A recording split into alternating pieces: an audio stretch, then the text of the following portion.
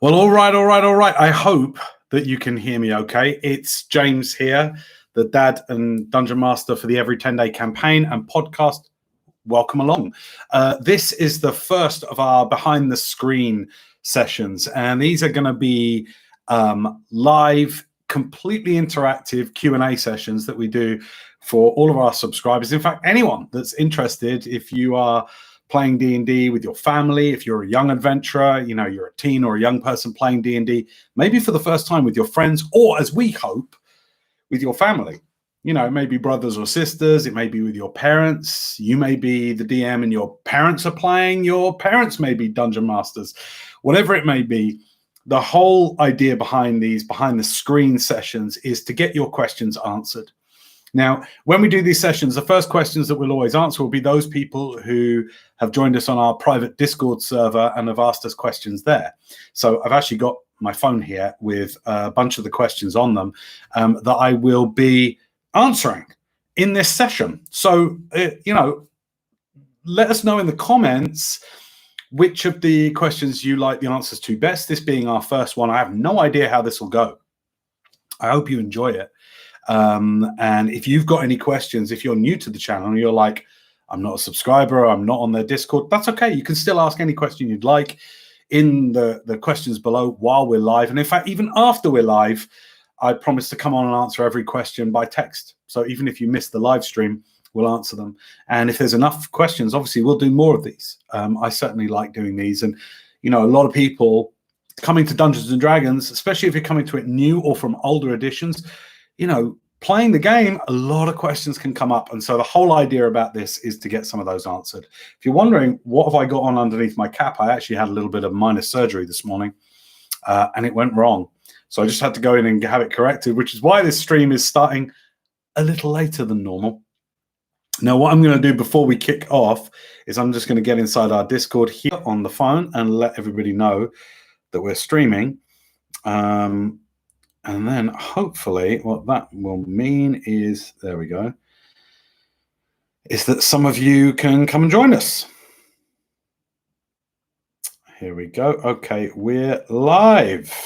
There we go. Smiley face, heart, send. Okay, everybody who's in our Discord will know that we're live. So the whole idea is I'm going to be starting to answer some of your questions about Dungeons and Dragons. So let's get straight to it without too much kind of pomp and ceremony. Let's get straight to it. Now, these are questions sent in by our Discorders. So I don't always know everybody's name. So I'll just be, you know, they know who you are if it's your question. In no particular order, one of the first questions is I'd be interested in any tips for improv. I end up having to improv a lot in my games, and that's from Six Gun Joe inside our Discord. Hey, Six Gun Joe, how you doing? You say, any tips for improv? Well, I think when it comes to only having two players, so as my kid's dad and as their dungeon master, it's just the two of them that I'm playing with. Now, what this means is you don't always get the same dynamics that you'll get from like a larger group, whereas a DM, oftentimes you can just sit back and let the players kind of run with it, you know, a lot of the time. Not always, but a lot of the time.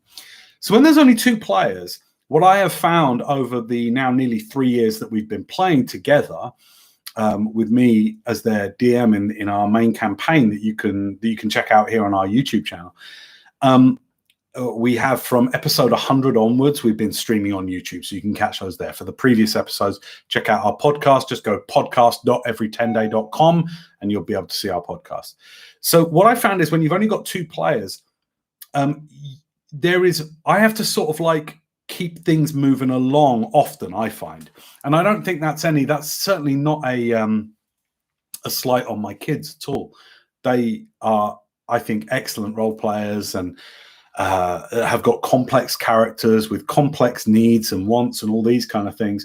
But I do have to try and keep things moving along. That requires a lot of improv. So when it comes to tips for improv, what I tend to be thinking is I want to be moving the story along, right? I want to be keeping it moving, because there's nothing that disengages players and DMs alike than a story that just isn't moving along, right? It's getting stuck. And that does happen, by the way. You know, a lot of what I'm going to say will make it sound like I've got this stuff handled. I don't. Like, there's been many times in this campaign that I've been like, where's this going? And that's where sometimes I have to do things that aren't planned, that aren't in my book, that aren't something you can prepare for. And you know, other times where I tend to think of where to use improv is moving the story along, thing number one, and also changing the mood.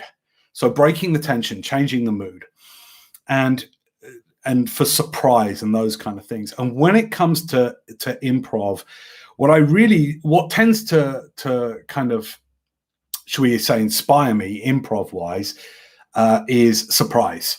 So what I'm really looking to do is, how can I introduce drama and surprise? Because with surprise comes challenge, right? And with challenge comes problem solving. And that's why, you know, oftentimes players play the game, is to solve complex challenges and, you know, interact with people in usually quite complex and varied ways. So what I tend to want to do is introduce a challenge or a surprise in some way. And when it comes to improving that, man, you know what? I'm not an actor. I'm not an acting teaching, but I was raised by actors. My parents are actors. And so, you know, what I could say that is beyond what you could probably find out from doing a Google search or even doing a search here in YouTube for tips for improv. When it comes to my tips for improv for Dungeons and Dragons, right? It's let your characters, your NPCs as well, remember that when they're not in the scene, when they're not in whatever is happening at the moment, and I have my NPCs go off and do their own things, you know, in the same way that Gandalf goes off to research the ring, doesn't he, after he leaves it with Frodo. You know, my NPCs go off a lot of the times. I like that because that gives me characters that I can bring back in sometimes new and surprising ways. I'll give you an example. In episode 100 and something, 100 and blah, blah, blah, I don't know what, the players decide that they want to go to the city of Metropole and that they want to hook back up with Nimblefoot, right? With Nimblefoot, my main NPC and my original player character from 1987, who's now this legendary, almost mythic level kind of non-player character. And that was a chance for me to use improv. When they do something surprising, I meet their surprise with surprise. So I decided that, you know, I gave a second's thought to, well, what would Nimblefoot have been up to in the few months that they've been off at the library and all these kind of things? And literally right there in the game, I decided that he would be in a much more adversarial, combative dynamic with this Free Republic of Kurth, you know, and with the old leaders of the Free Republic. And so that was a great opportunity for surprise. So when Nimblefoot was like, yeah, I'm here, I'm at Lakeside, you know, this familiar town to the players, and they were like, oh, cool, we'll come down and see you. What I thought was, there's an opportunity here for surprise and challenge. And I thought, well, one way you can do that with random encounters. Obviously, that's a great way to improv, is just bring in an encounter and be the monster. But in this case, I didn't want to have a monster encounter or anything like that. So what I did was, I was just like, when they teleported to Nimblefoot's location to kind of collect him, as it were, for their onward journey, I was like, Nimblefoot's in the middle of fighting here at Lakeside, but he's not on the side of the citizens of Lakeside. He's on the side of the wild elves that are looking to reclaim that bit of land. Oh shit. Now, I hadn't really planned for that. I would also say, you know, that came, and so they landed in the midst of a battle going on, and it wasn't immediately obvious which side Danae and Elwyn, played by Charlotte and Finley respectively, whose side are they going to be on? One of their closest friends, Nimblefoot, is actually fighting against the citizens and soldiers of Lakeside. Oh shit. Now that whole scenario I didn't plan. I didn't plan that on paper. That was almost completely improv. And it really came out of a couple of things. Allow yourself as well with improv. I think allow yourself to be inspired. I'm a huge believer in like steal from the best. Steal from the best, you know. So I watched the final episode of The Mandalorian, season 2 of The Mandalorian, where Luke Skywalker, spoiler alert, Spoiler alert, if you haven't watched last episode of The Mandalorian, season 2. Okay, turn the volume down if you don't want to hear this. Anyway, Luke Skywalker shows up to take Baby Yoda away. And it's amazing because when he shows up, he's got the hood up. You don't know it's him. And people went mad and wet their pants all around the world when this final episode broke. But the piece of music that was playing when he shows up, I just thought was incredible. And so I wanted to use that bit of music. And so I allowed myself to be inspired by that. And I thought, that would be a really good battle with, I could see Nimblefoot fighting to that bit of music.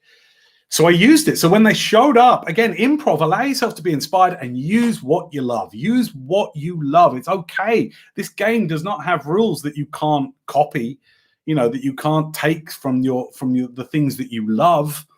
I think, this is one of the great things about modern cinema at the moment is there are so many Easter eggs. I love Easter eggs. I love them. I fill my game with Easter eggs from past campaigns, from my old campaign with my brother when I was 10, all this kind of stuff. So what I did was I basically had the players, they teleported into Lakeside and, they don't know whose side to be on. Nimblefoot's fighting against the soldiers of Lakeside. Oh, shit. That was all pretty much decided on the spot. I knew I had this piece of music I wanted to use. I figured I saw Nimblefoot in battle to this piece of music. They showed up and I was like, bam, I just queued it up on YouTube, hit play on that bit of music. And it's the music that Luke Skywalker shows up to. And the rest unfolded. And it was one of my favorite episodes. I was actually thinking about that episode on the way back from dropping my kids back off yesterday with their mum.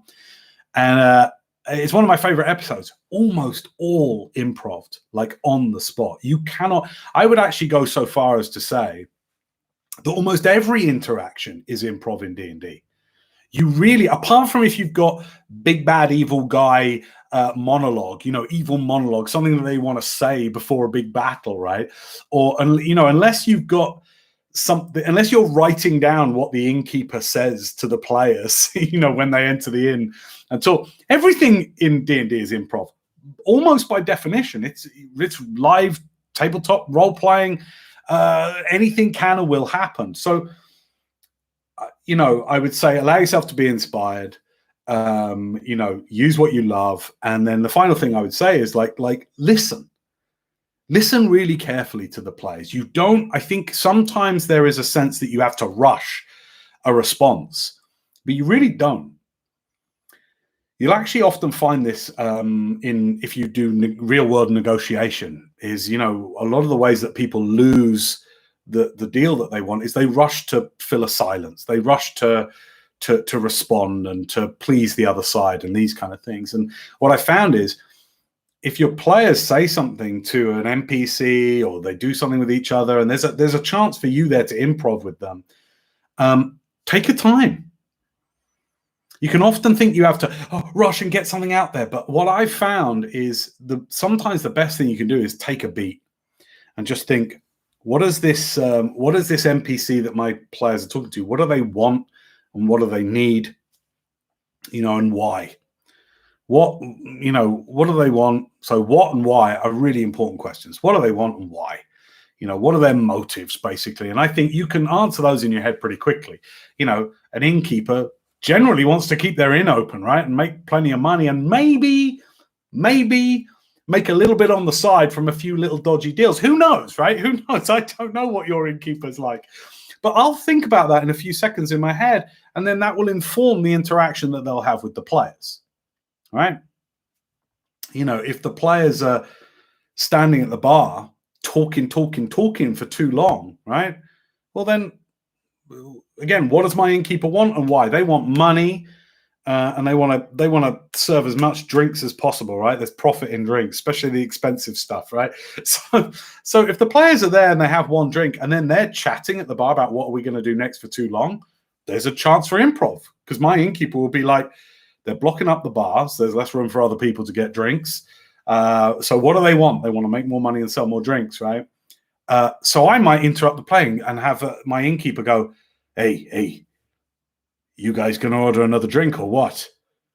And they'll be like, oh. And if they go like, no, thanks, I'll go like, would you mind do you mind pissing off to the corner then and making some room for some other, like, do you know what I mean? You can come through and you can add little nuances like that to your game just by thinking what and why. What does my character want? Why do they want that? And you get their motives and the strength of their motives from that. So I really like that, and I hope that helps Six Gun Joe. Hope that helps in your improv.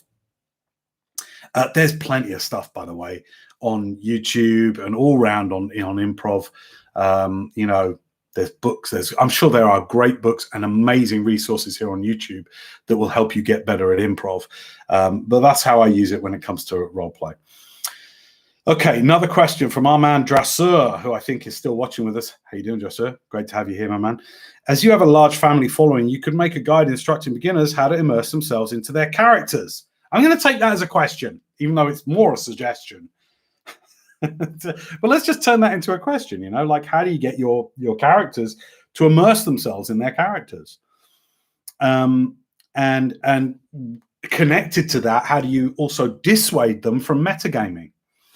I don't tend to like metagaming too much, but I always think it's not do I like metagaming or not, it's when it happens.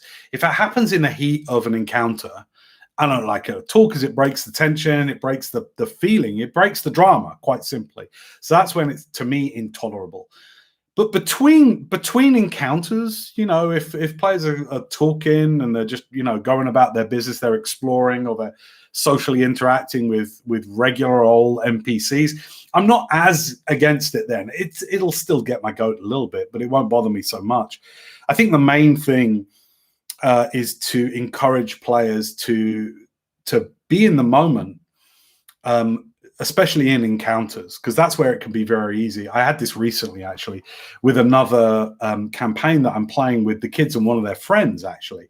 And we're not streaming it, but I am recording it. We might do something with it. And right in the heat of battle, in their first major combat of this new campaign, their level 1 characters, they're fighting a were-rat, which is actually quite a formidable opponent. And I hadn't planned, well, I hadn't in mind that they would necessarily fight this thing to the death, and that's it. There was a good chance that this were-rat could kill them all outright. 3 players, level 1 against a were-rat. The were-rat, you know, doesn't take any damage from weapons unless they're silvered or magical, right? So that was a major challenge.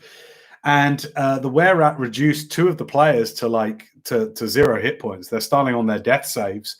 And this is in the second game, right? In fact, the first game, we did session 0. This is the first game.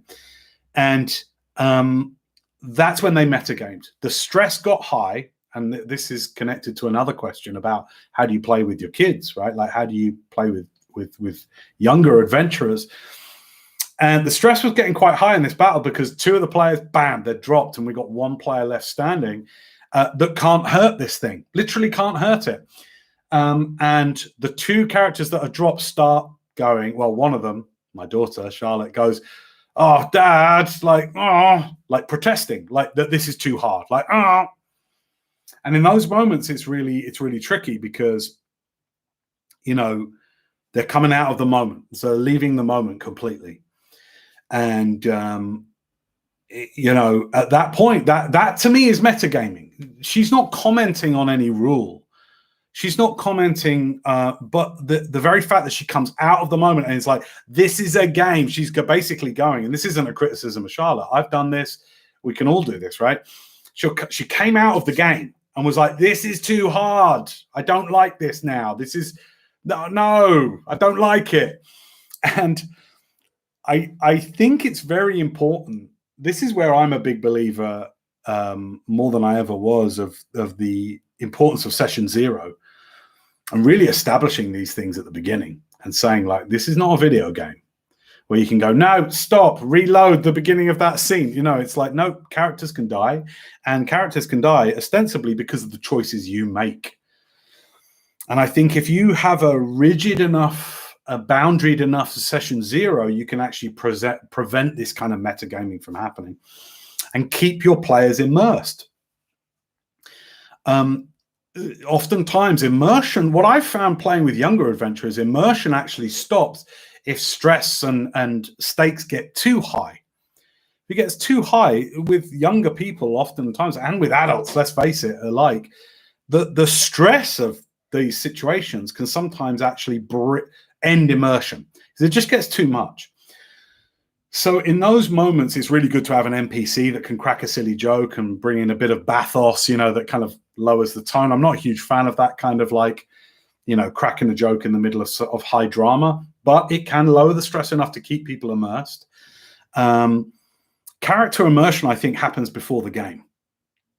When me and my brother used to play when we started playing in 1987, it was, we actually started, I don't know whether we did this right at the beginning, but there was a film released, I want to say in about 1990, called Dances with Wolves. And when Dances with Wolves was released, there's an amazing soundtrack by a fantastic conductor and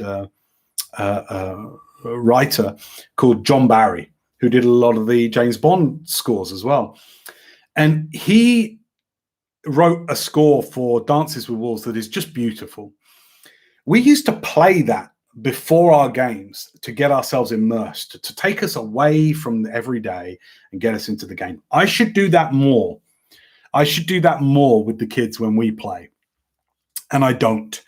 But to me, getting immersed in the game is about stakes. There being something that the players want, and that they want badly enough that they are willing to forget what's going on in the real world, in this world, and actually really engage with it.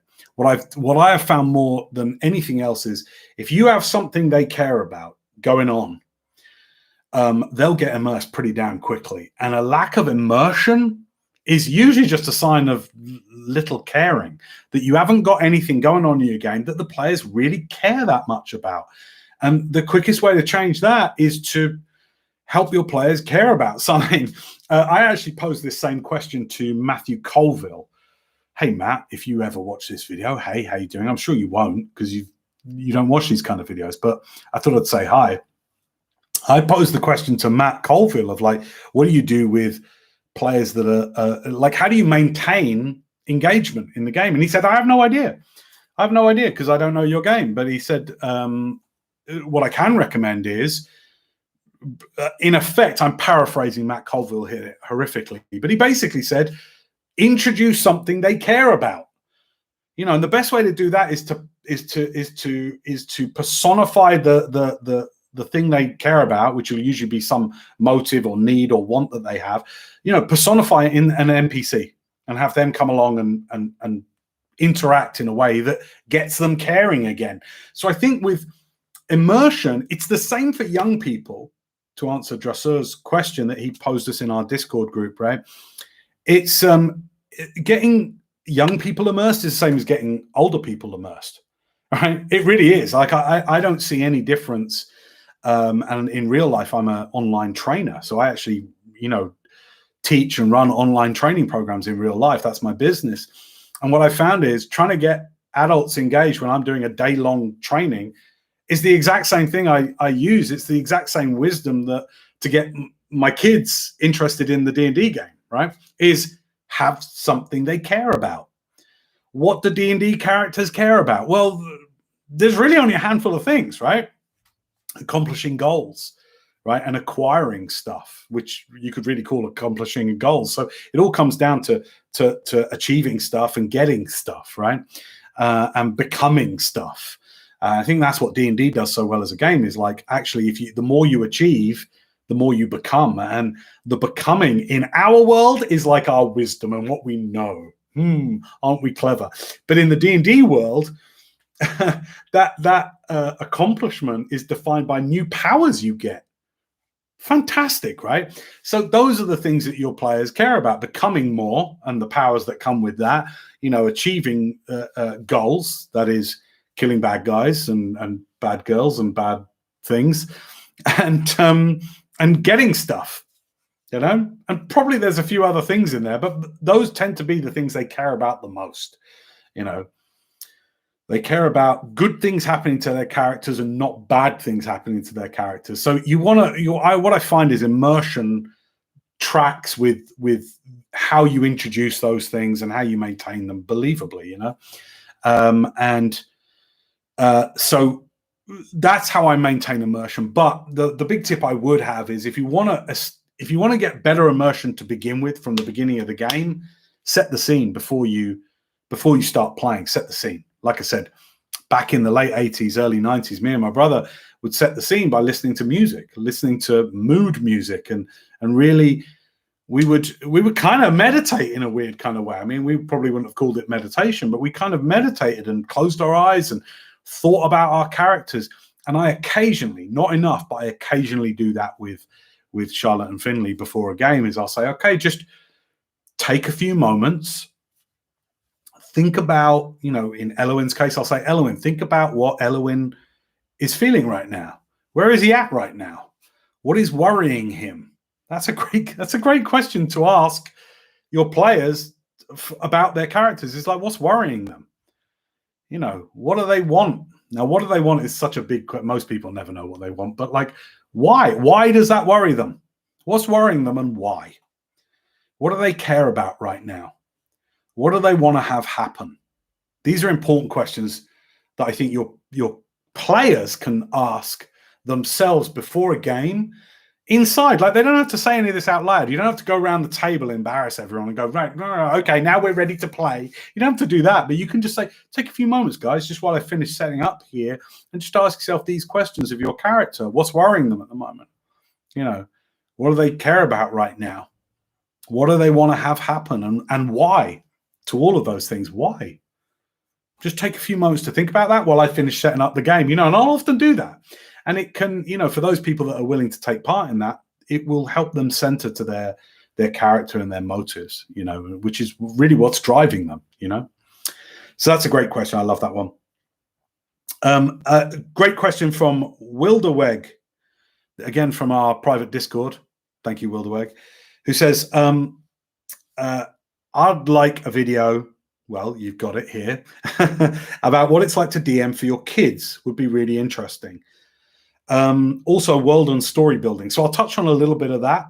So firstly, what's it like to DM for your kids? It's a dream come true for me. Having had my brother be my DM when I was 10 years old, and playing through with him, pretty consistently till probably I was about 14 or 15. I want to say 14 or 15, was such a magical thing that me and my brother did.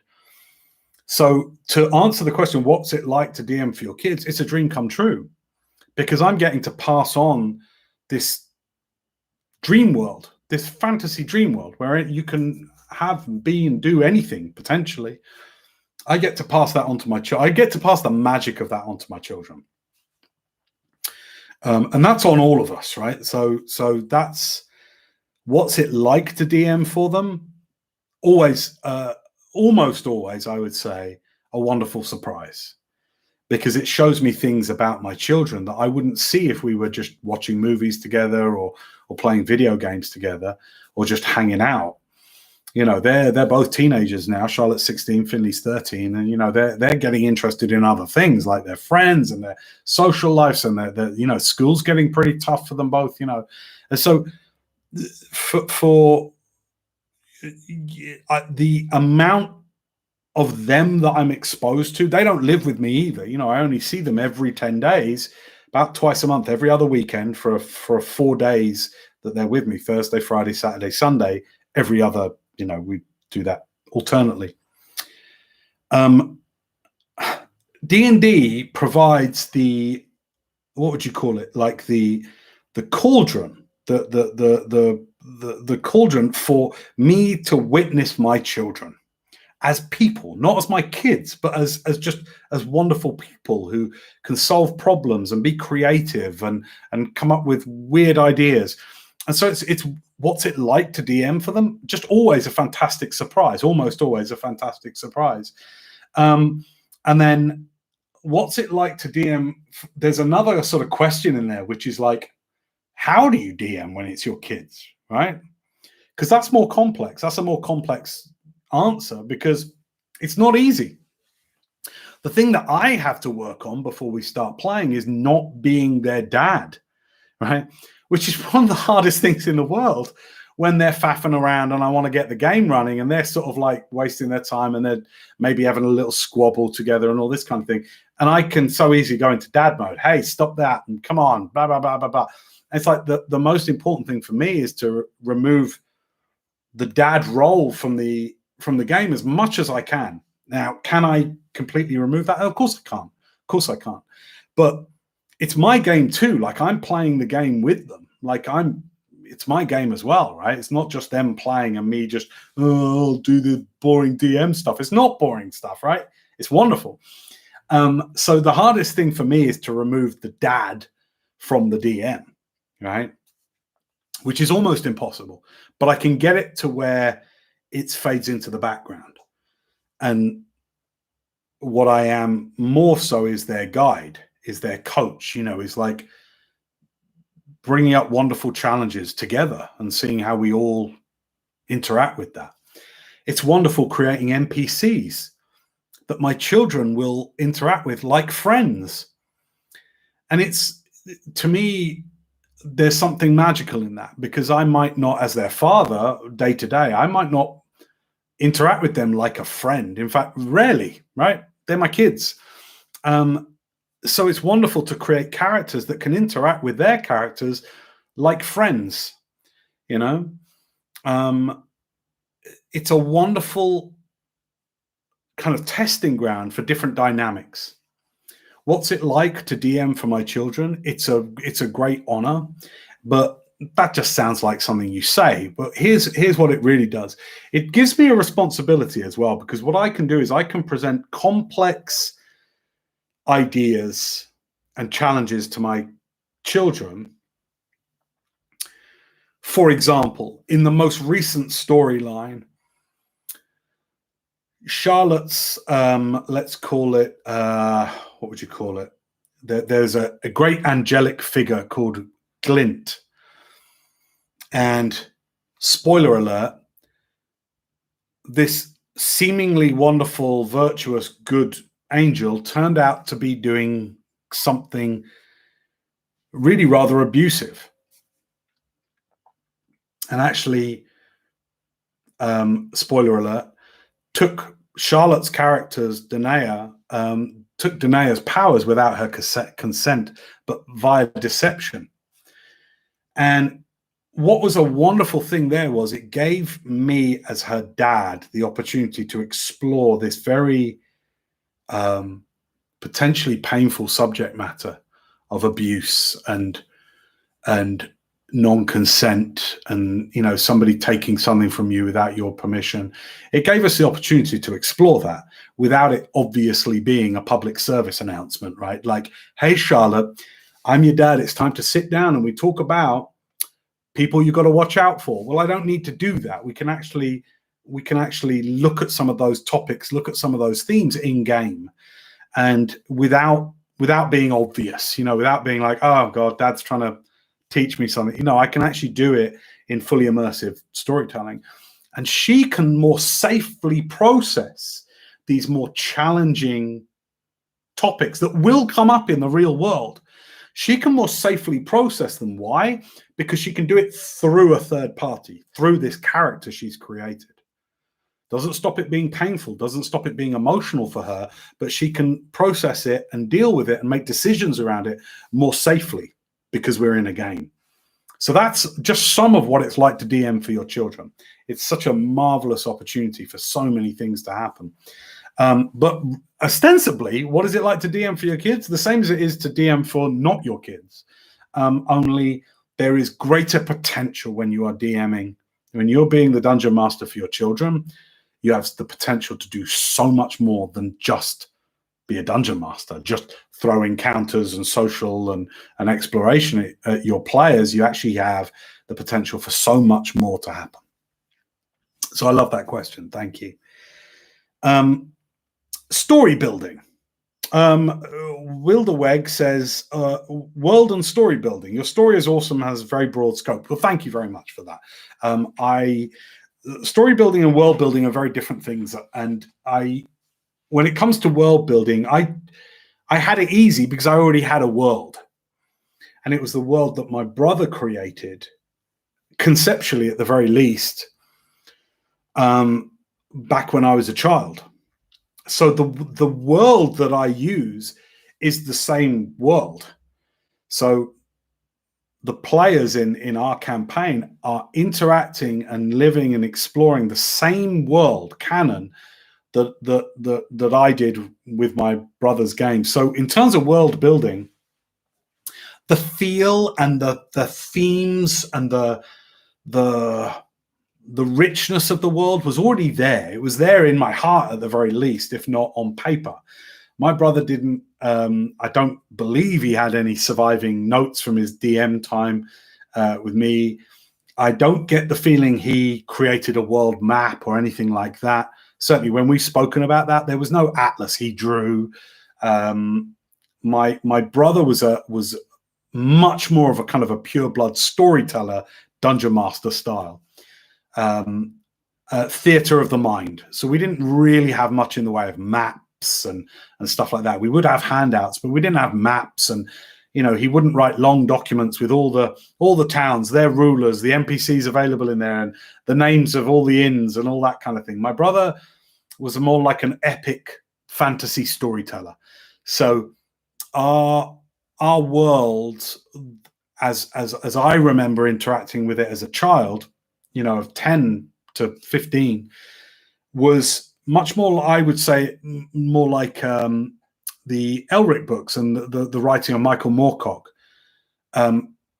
If you compare and contrast Michael Moorcock to, say, J.R.R. Tolkien, they're very, very different storytellers.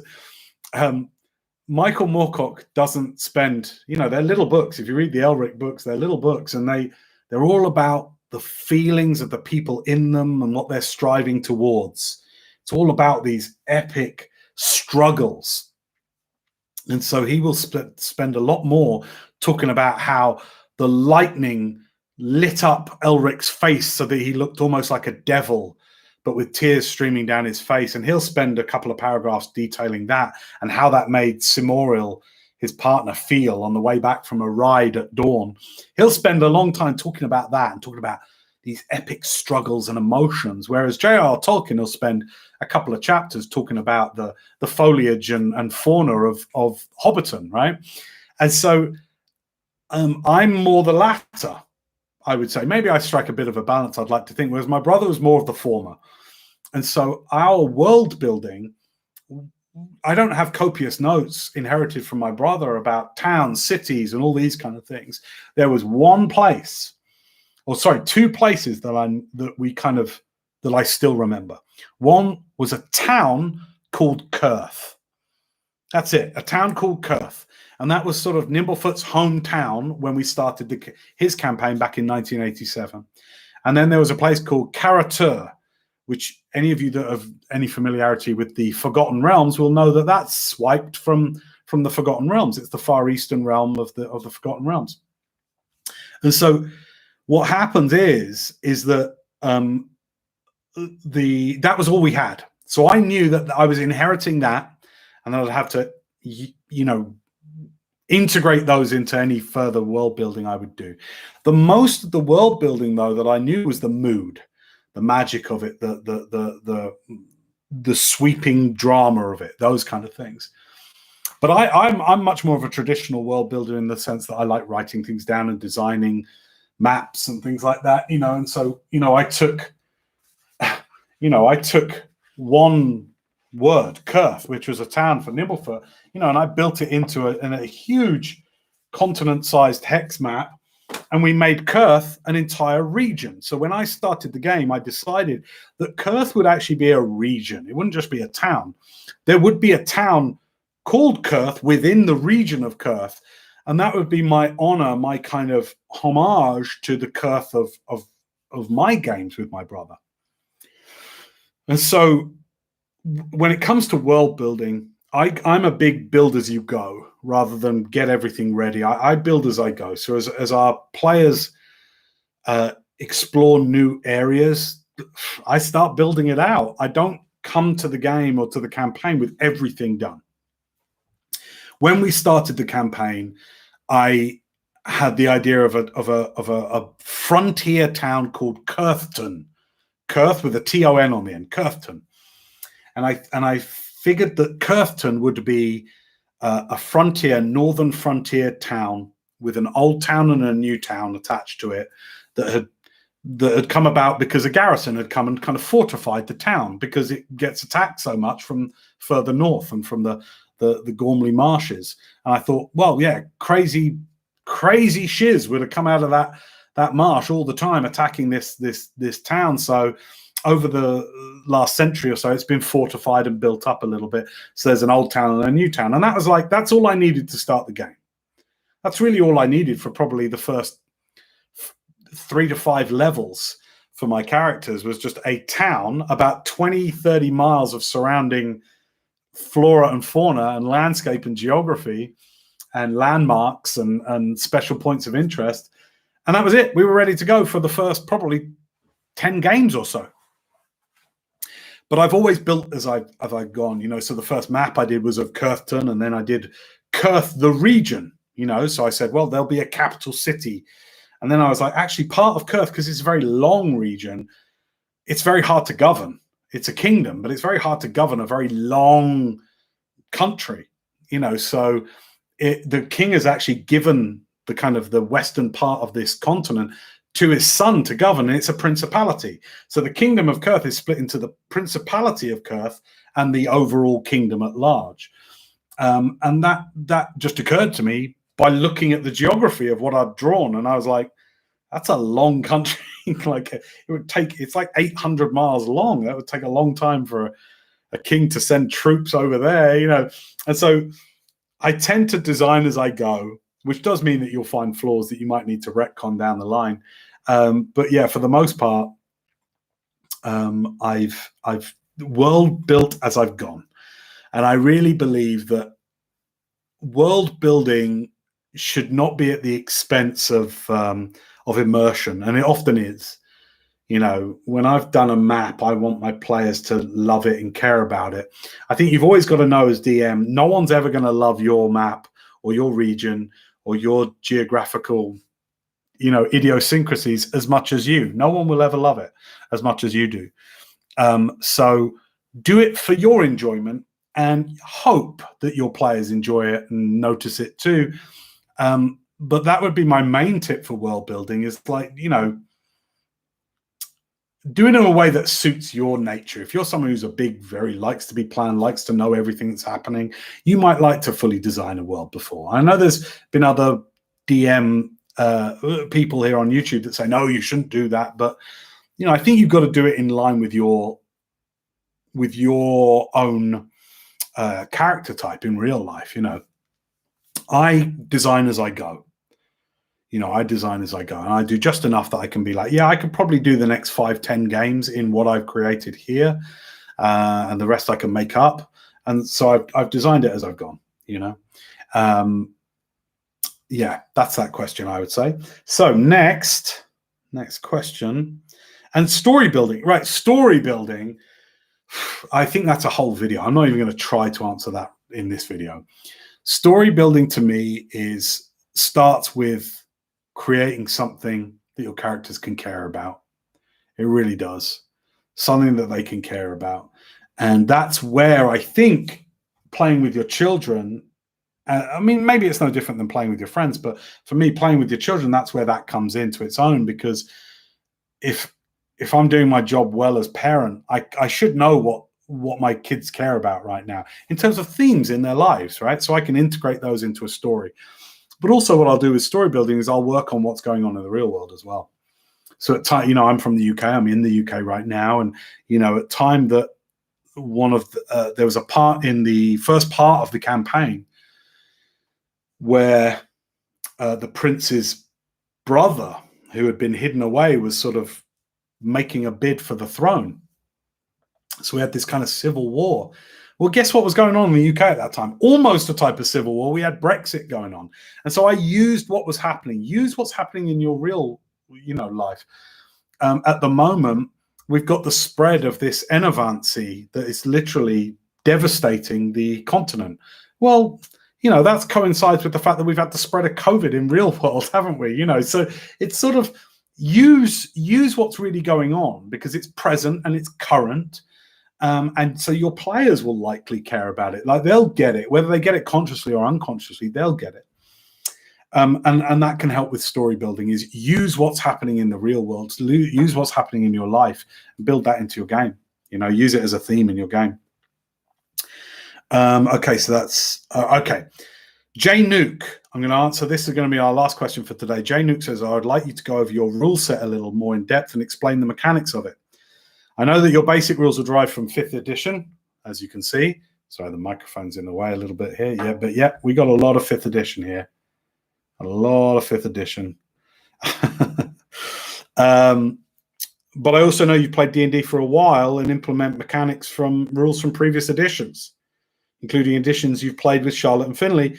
How you choose which mechanics to use and where. One word answer in many ways. Psionics and weapon mastery.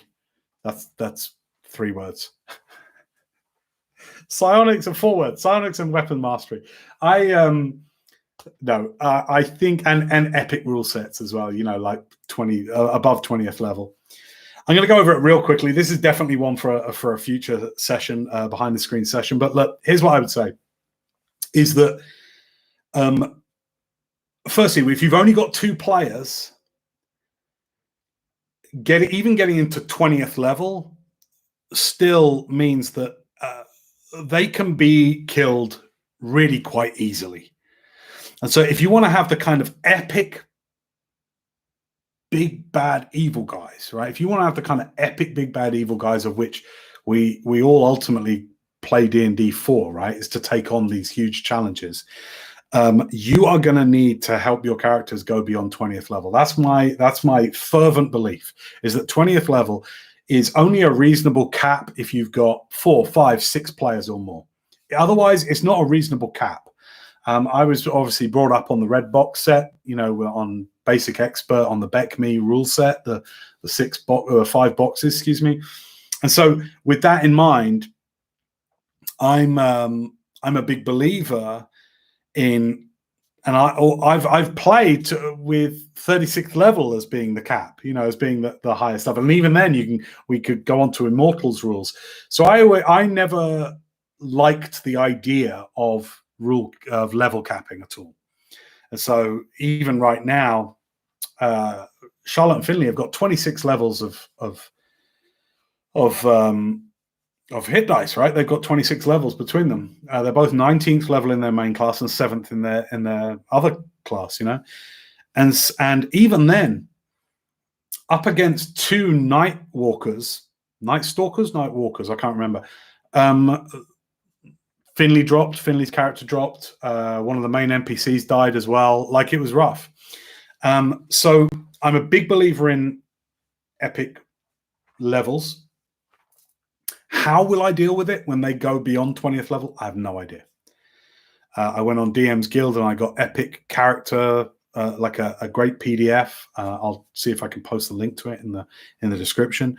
So I use that to help guide me in like what they might get. Obviously, epic boons will be coming along, but I don't believe that 20th should be the highest level and that's it. I think you should be able to keep going. Nimblefoot has, at time of doing this, Nimblefoot has 45 levels. 20th level Mystic, Psionic, 15th level Monk, 10th level Thief. Now, I've had people go, that's ridiculous. That's terrible. Why do you do that? It's rule breaking. It's game breaking. No, it's not. No, it's not at all. It's not at all. He can be defeated. It's just, it takes powerful stuff to defeat him. But that's why we play D&D. I've had that character for, upwards of what? 34 years. 34 years. No, that's his levels now. And converting him was no easy feat, I'll tell you that much. But, I'm a big believer in epic levels, because I think oftentimes that's why we play. We want our characters to become, as they could in the original BECME boxes, immortal at the end of the day. That was always the dream. God, could I get my character to that level? Wow. It'd be amazing, wouldn't it? So that's... implementing those rules and allowing progression above 20th has so far been pretty simple, because none of them have gotten above 20th level yet. They're 19 levels in their main class and 7th in their other class. It just means, yeah, they're powerful. They're super powerful. And quite right, but stuff can still hurt them. Stuff can still kill them. But if you watch the episode where they go up against the Dunadorian, the Mindbreaker, the Tarask, basically, they mullered the Tarask. Tarask didn't stand a chance. Really didn't. Didn't stand a chance. And I was okay with that. Because guess what? You can create more powerful monsters if you want to. That's the great thing. This is a big one to talk about. So I love psionic rules. So I use the Unearthed Arcana Mystic rules, and we use those for our psionics. I love psionics. They are, to me, as much an integral part of D&D as magic is, as divine magic is. If mind flayers can use it, players should be able to use it, as far as I'm concerned. I love psionics. And I'll talk about weapon mastery as well, and progressions beyond just proficiency and expertise and having advantage. But I still like pluses. I still like modifiers to attack rolls that are based on further training. And so I use those as well. And yeah, it does give massive advantages, but it needs to be earned. It's that simple. It needs to be earned. So we're going to wrap it up there for today. I hope you enjoyed this first episode of Behind the Screen. Let me know in the comments if you've got any questions that weren't asked or answered here. And let me know what you think about any of my answers. Am I full of crap? Do you agree with me? Do you disagree with me? I love hearing about it. And if any of these answers have made any difference to you and your game, let me know, will you? Because I love hearing about it. Make sure to subscribe to the channel. And I'll see you really, really soon for another episode of Behind the Screen. Take it easy.